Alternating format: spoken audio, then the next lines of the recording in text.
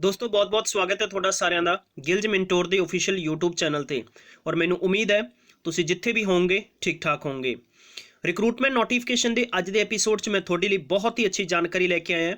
ਦੋਸਤੋ ਇੱਥੇ ਕਾਨੂੰਗੋ ਇਲੈਕਸ਼ਨ ਨੈਬ ਤਹਿਸੀਲਦਾਰ ਅਤੇ ਫੀਲਡ ਆਫੀਸਰ ਪ੍ਰੋਗਰਾਮ ਆਫੀਸਰ ਅਤੇ ਪਿੰਡੂ ਖੇਤਰ ਦੇ ਵਿੱਚ ਜੋ ਆਫੀਸਰਸ ਹੁੰਦੇ ਨੇ ਡਿਵੈਲਪਮੈਂਟ ਪੰਚਾਇਤੀ ਡਿਪਾਰਟਮੈਂਟ ਬਹੁਤ ਸਾਰੀਆਂ होर भी पोस्टां हैगियां। पूरी जानकारी डिटेल वाइज तुहाडे नाल सांझी की जाएगी कि कौन कौन फॉर्म भर सकता वा की एलिजिबिलिटी रखी गई है तुहाडा सिलेक्शन किद्दां होएगा। दसना चाहांगा ये जो पोस्टां ने ये हरियाणा गौरमेंट द्वारा जारी कीतियां गईयां ने। पूरी डिटेल वाइज तुहाडे नाल जानकारी सांझी करांगा। जेकर तुसीं चाहुंदे तुहाडे तक इदां ही सरकारी असामियां लेटेस्ट जानकारी पेपर दे संबंध सिलेबस दे संबंध इंपॉर्टेंट अपडेट्स तुहाडे तक सब तो पहलां पहुंचे तो तुसीं इस चैनल नूं हुणे सबसक्राइब करो और नाल ही बैल आइकन नूं प्रेस करना नहीं भुलना। डिस्क्रिप्शन बॉक्स दिते गए साडे इंस्टाग्राम टैलीग्राम WhatsApp ते क्लिक करके तुसीं जुड़ सकते हो जिथे इंपॉर्टेंट अपडेट्स तुहानूं सब तो पहलां शेयर की जा रही है।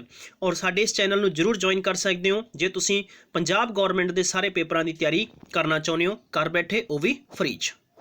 दोस्तों ये नोटिफिकेशन आउट किया गया है।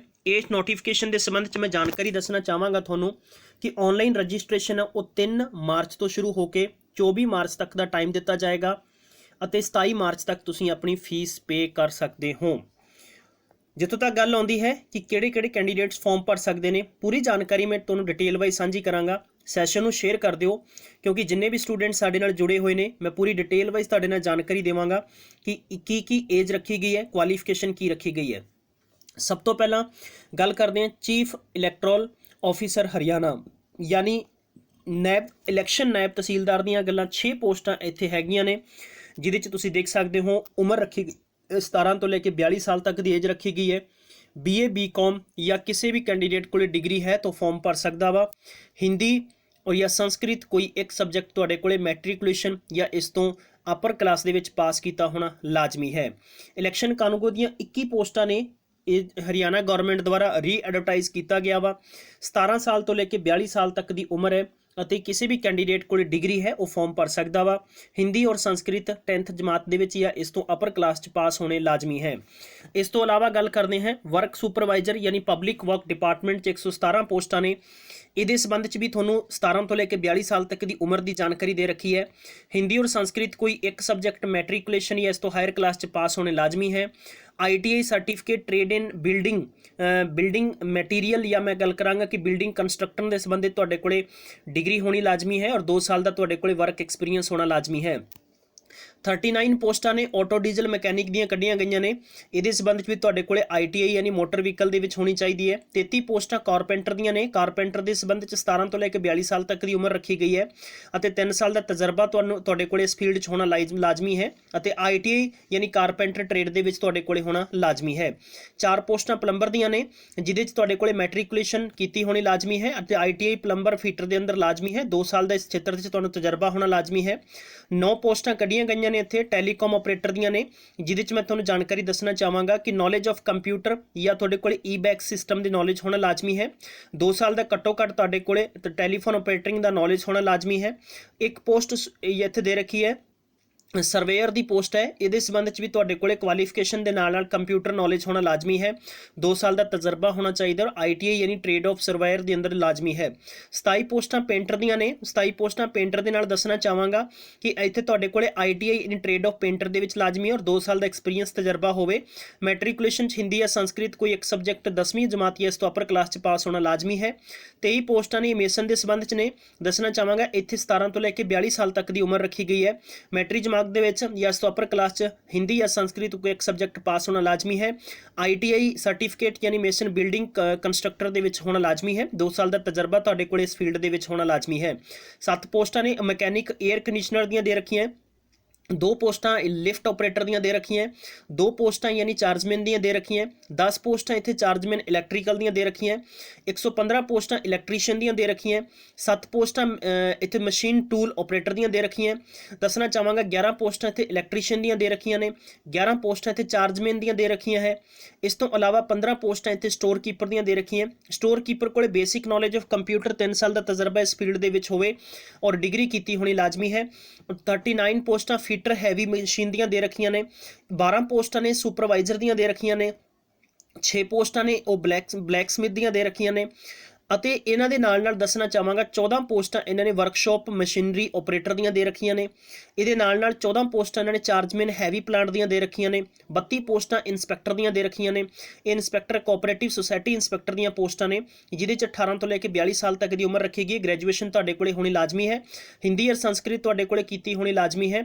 ਔਰ ਇਹਦੇ ਨਾਲ ਤੁਹਾਨੂੰ ਦੱਸਣਾ ਚਾਹਾਂਗਾ ਕਿ ਇਹਦੇ 'ਚ preference will be given to the graduate economy, commerce ਜਾਂ ਐਗਰੀਕਲਚਰ ਜਾਂ ਹੋਲਡਿੰਗ ਹਾਇਰ ਡਿਪਲੋਮਾ ਕੋਆਪਰੇਸ਼ਨ ਜਾਂ junior personal diploma in cooperation, ਉਹਨਾਂ ਨੂੰ ਜ਼ਿਆਦਾਤਰ ਤਵੱਜੋ ਇੱਥੇ ਦਿੱਤੀ ਜਾਏਗੀ। 5 ਪੋਸਟਾਂ ਨੇ ਸੈਕਸ਼ਨ ਆਫਿਸਰ ਦੀਆਂ ਨੇ। 2 ਪੋਸਟਾਂ ਨੇ ਸੈਕਸ਼ਨ ਜਨਰਲ ਅਟੈਂਡੈਂਟ ਦੀਆਂ ਨੇ। ਇਹਦੇ ਨਾਲ ਤੁਹਾਨੂੰ ਦੱਸਣਾ ਚਾਹਾਂਗਾ 4 ਪੋਸਟਾਂ ਇਲੈਕਟ੍ਰੀਸ਼ੀਅਨ ਦੀਆਂ ਨੇ। 10 ਪੋਸਟਾਂ ਇੱਥੇ ਜੂਨੀਅਰ ਮਸ਼ੀਨ ਦੀਆਂ ਨੇ। 11 ਪੋਸਟਾਂ ਇੱਥੇ ਅਕਾਊਂਟੈਂਟ ਕਲਰਕ ਦੀਆਂ ਨੇ। ਔਰ ਇੱਥੇ 3 ਪੋਸਟਾਂ ਇੱਥੇ ਸਟੋਰ ਕੀਪਰ ਦੀਆਂ ਹੋਰ ਦਿੱਤੀਆਂ ਗਈਆਂ ਵਾ। 6 ਪੋਸਟਾਂ ਸਟੋਰ ਕਲਰਕ ਦੀਆਂ ਦੇ ਰੱਖੀਆਂ ਵਾ। ਇਹਦੇ ਨਾਲ ਦੱਸਣਾ ਚਾਹਾਂਗਾ 31 ਪੋਸਟਾਂ ਅਸਿਸਟੈਂਟ ਸੀਡ ਪ੍ਰੋਡਕਸ਼ਨ ਦੀਆਂ ਦੇ ਰੱਖੀਆਂ ਨੇ। ਔਰ ਸੀਡ ਪ੍ਰੋਡਕਸ਼ਨ ਦੇ ਵਿੱਚ ਐਗਰੀਕਲਚਰ ਜਿਨ੍ਹਾਂ ਨੇ BSc MSc ਕਰ ਰੱਖੀ ਉਹੀ ਕੈਂਡੀਡੇਟ ਫਾਰਮ ਭਰ ਸਕਦੇ ਆ। 2 ਪੋਸਟਾਂ ਅਕਾਊਂਟੈਂਟ ਅਸਿਸਟੈਂਟ ਦੀਆਂ ਨੇ। 17 ਤੋਂ 42 ਸਾਲ ਤੱਕ ਦੀ ਉਮਰ ਹੈ। BCom ਕੀਤਾ ਹੋਣਾ ਲਾਜ਼ਮੀ ਹੈ, ਰਾਈਟ। 2 ਪੋਸਟਾਂ ਇੱਥੇ ਸੀਨੀਅਰ ਮਕੈਨਿਕ ਦੀਆਂ ਦੇ ਰੱਖੀਆਂ ਨੇ। ਔਰ ਮਕੈਨਿਕ ਦੇ ਸੰਬੰਧ 'ਚ ਯਾਦ ਰੱਖਿਓ ਤੁਹਾਡੇ ਕੋਲੇ ਡਿਪਲੋਮਾ ਇਨ ਮਕੈਨੀਕਲ ਇੰਜੀਨੀਅਰ 'ਚ ਮੰਗਿਆ ਗਿਆ। 4 ਪੋਸਟਾਂ ਮਾਰਕੀਟਿੰਗ ਅਸਿਸਟੈਂਟ ਦੀਆਂ ਨੇ। ਗ੍ਰੈਜੂਏਸ਼ਨ ਤੁਹਾਡੇ ਕੋਲੇ ਕੀਤੀ ਹੋਣੀ ਲਾਜ਼ਮੀ। ਔਰ 1 ਸਾਲ ਦੇ ਵਿੱਚ ਤੁਹਾਡੇ ਕੋਲੇ ਮਾਰਕੀਟਿੰਗ ਆਫ ਐਗਰੀਕਲਚਰ ਪ੍ਰੋਡਕਸ਼ਨ ਦੀ ਲਾਜ਼ਮੀ ਹੈ। ਐਲੀਮੈਂਟਰੀ ਐਜੂਕੇਸ਼ਨ ਦੇ ਵਿੱਚ 176 ਪੋਸਟਾਂ ਨੇ ਜੋ ਕਿ TGT ਪੰਜਾਬੀ ਦੀਆਂ ਮੰਗੀਆਂ ਗਈਆਂ। ਰੈਸਟ ਆਫ ਹਰਿਆਣਾ ਦੱਸਣਾ ਚਾਹਾਂਗਾ 18 ਤੋਂ ਲੈ ਕੇ 42 ਸਾਲ ਤੱਕ ਦੀ ਉਮਰ ਹੈ। BA ਘੱਟੋ ਘੱਟ 50% ਪੰਜਾਬੀ ਪਾਸ ਹੋਣਾ ਲਾਜ਼ਮੀ ਹੈ। ਔਰ 2 ਸਾਲ ਦਾ ਡਿਪਲੋਮਾ ਟੀਚਰ ਯਾਨੀ ਜਿਸ ਨੂੰ ਆਪਾਂ ਡਿਪਲੋਮਾ ਇਨ ਐਲੀਮੈਂਟਰੀ ਐਜੂਕੇਸ਼ਨ ਕਹਿੰਦੇ ਆ, ਜਾਂ ਤੁਹਾਡੇ ਕੋਲੇ B.Ed ਕੀਤੀ ਹੋਣੀ ਲਾਜ਼ਮੀ ਹੈ। ਇਹਦੇ ਸੰਬੰਧ 'ਚ ਹਿਦਾਇਤਾਂ ਤੁਹਾਨੂੰ ਆਲਰੇਡੀ ਦੇ ਰੱਖੀਆਂ ਨੇ ਇੱਥੇ। B.Ed ਕੀਤੇ ਹੋਣੇ ਲਾਜ਼ਮੀ ਹੈ, ਜਾਂ ਤੁਹਾਡੇ ਕੋਲੇ HTET ਜਾਂ STET ਪਾਸ ਹੋਣਾ ਉਹ ਵੀ ਲਾਜ਼ਮੀ ਰੱਖਿਆ ਗਿਆ ਵਾ। ਦੋਸਤੋ ਇਹਦੇ ਸੰਬੰਧ 'ਚ ਪੂਰੀ ਜਾਣਕਾਰੀ ਮੈਂ ਤੁਹਾਨੂੰ ਡਿਟੇਲ ਵਾਈਜ਼ ਸਾਂਝੀ ਕੀਤੀ ਹੈ। 93 ਪੋਸਟਾਂ ਨੇ ਟਰਨਰ ਇੰਸਟਰਕਟਰ ਦੀਆਂ ਨੇ। ਔਰ ਇਹਦੇ 'ਚ ਤੁਹਾਨੂੰ ਦੱਸਣਾ ਚਾਹਾਂਗਾ ਕੁਆਲੀਫਿਕੇਸ਼ਨ ਦੇ ਸੰਬੰਧ 'ਚ ਪੂਰੀ ਜਾਣਕਾਰੀ ਇੱਥੇ ਦੇ ਰੱਖੀ ਹੈ, ਤੁਸੀਂ ਸਕਰੀਨਸ਼ਾਟ ਲੈ ਸਕਦੇ ਹੋ। ਕਾਫੀ ਜ਼ਿਆਦਾ ਪੋਸਟਾਂ ਨੇ, ਇਸ ਕਰਕੇ ਮੈਂ ਥੋੜਾ ਜਿਹਾ ਸਪੀਡ ਨੂੰ ਤੇਜ਼ ਕਰਕੇ ਤੁਹਾਨੂੰ ਪੂਰੀ ਤਫਸੀਲ ਨਾਲ ਸਮਝਾ ਰਿਹਾ ਹਾਂ। 144 ਪੋਸਟਾਂ ਫਿਟਰ ਇੰਸਟਰਕਟਰ ਦੀਆਂ ਨੇ। ਦੱਸਣਾ ਚਾਹਾਂਗਾ ਇੱਥੇ ਵੀ ਤੁਹਾਡੇ ਕੋਲੇ AICTE ਦੇ ਤਹਿਤ ਇਹਨਾਂ ਨੇ ਡਿਪਲੋਮਾ ਔਰ ਡਿਗਰੀ ਮੰਗ ਰੱਖਿਆ ਹੈ। ਇਸ ਤੋਂ ਇਲਾਵਾ 14 ਪੋਸਟ ਇੱਥੇ ਕਾਰਪੈਂਟਰ ਇੰਸਟਰਕਟਰ ਦੀਆਂ ਨੇ। ਕਾਰਪੈਂਟਰ ਇੰਸਟਰਕਟਰ ਦੀਆਂ ਦੇ ਰੱਖੀਆਂ। EMPLOYE state insurance health care 'ਚ 25 ਪੋਸਟਾਂ ਨੇ ਇਹਨਾਂ ਨੇ ਮੰਗ ਰੱਖੀਆਂ। ਔਰ 28 ਪੋਸਟਾਂ ਨੇ ਲੈਬੋਰੇਟਰੀ ਮਸ਼ੀਨ 28 ਪੋਸਟਾਂ ਲੈਬੋਰੇਟਰੀ ਟੈਕਨੀਸ਼ੀਅਨ ਜਿਹੜਾ ਹੈ। ਥੋੜਾ ਮੈਂ ਵੀ ਤੇਜ਼ੀ 'ਚ ਹੋ ਗਿਆ ਸੀਗਾ। ਚਲਿਏ ਤਾਂ ਦੋਸਤੋ ਇਸ ਸੰਬੰਧ 'ਚ ਪੂਰੀ ਤੁਹਾਨੂੰ ਜਾਣਕਾਰੀ ਮੈਂ ਦੇਤੀ ਹੈ।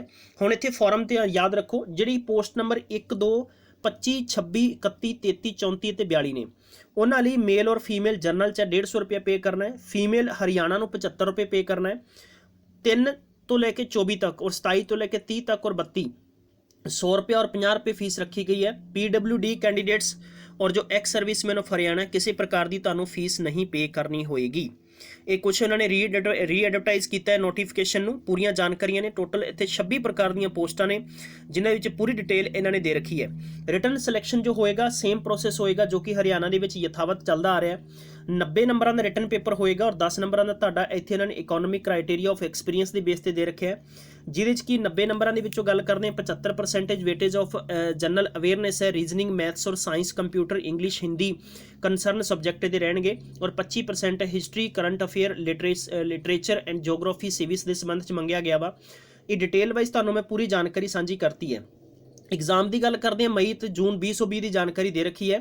ये 2020 के तहत इन्हों का पेपर हो सकता है, बट हजे तक इन्होंने कोई फिक्स डेट नहीं दी है, बट इन्होंने एक्सपैक्टेड डेट दे रखी है कि पेपर तुहाडा ऑनलाइन भी हो सकता तो ऑफलाइन भी हो सकता है। ये संबंध में किसी भी कैंडिडेट को वधेरी जानकारी चाहिए तुसीं इस नंबर पर कॉल करके जानकारी लै सकते हो। 9 बजे तो लैके 5 बजे के दरमियान तुसीं इत्थे कॉल करके पूरी जानकारी लै सकते हो।